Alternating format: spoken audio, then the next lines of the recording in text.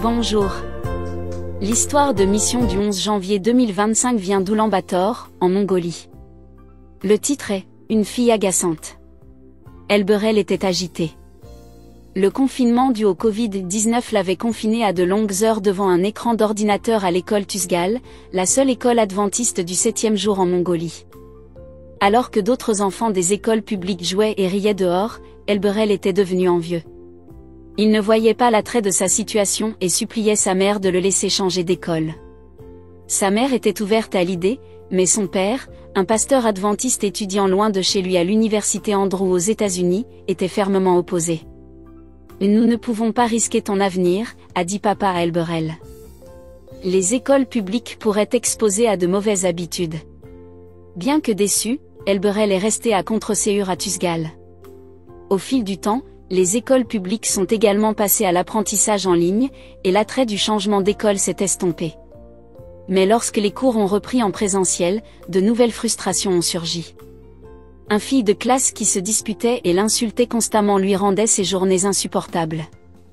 Cela a ravivé son désir de changer d'école et il a appelé papa, espérant plaider sa cause.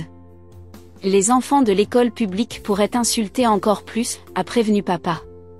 Pourtant, Elberel a persisté. Finalement, papa a cédé, à une condition, le transfert n'aurait lieu que l'année scolaire suivante. Au cours de l'été, cependant, papa a de nouveau changé d'avis.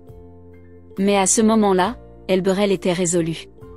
Il voyait l'école publique comme une chance de se mettre au défi dans un nouvel environnement. Lorsque l'année scolaire a commencé, Elberel a rapidement réalisé qu'il avait eu tort. L'école publique contrastait fortement avec Tusgal.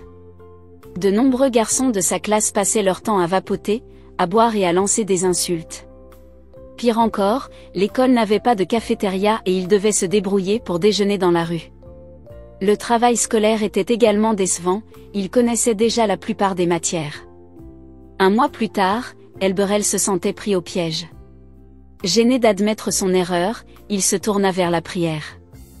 Dieu, dois-je rester ici ou retourner à l'école Tusgal, même si je dois à nouveau m'occuper de cette fille?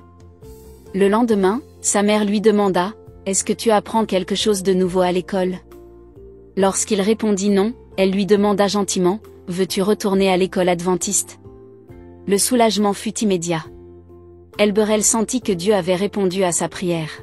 « Oui, » répondit-il avec empressement. « Je veux retourner. » Lorsque son papa a pris la décision, il fut heureux. « Il n'est pas trop tard », assura-t-il à Elberel. Alors qu'il attendait de retourner à l'école Tusgal, il élabora un plan pour gérer cette camarade de classe difficile, « Je vais l'ignorer. Papa a dit qu'elle ne me dérangerait pas autant si je ne réagissais pas. » Le parcours d'Elberel lui a appris une leçon précieuse sur les défis et les bénédictions de l'environnement que nous choisissons. L'école Tusgal a été construite avec amour et soutien, notamment grâce au financement d'une précédente offrande du 13e sabbat, et Elberel n'a réalisé sa valeur qu'après s'être retiré. L'offrande de ce trimestre aidera à établir un centre de loisirs à Oulan-Bator, rapprochant ainsi davantage d'enfants de Jésus, ce qu'Elberel apprécie profondément aujourd'hui.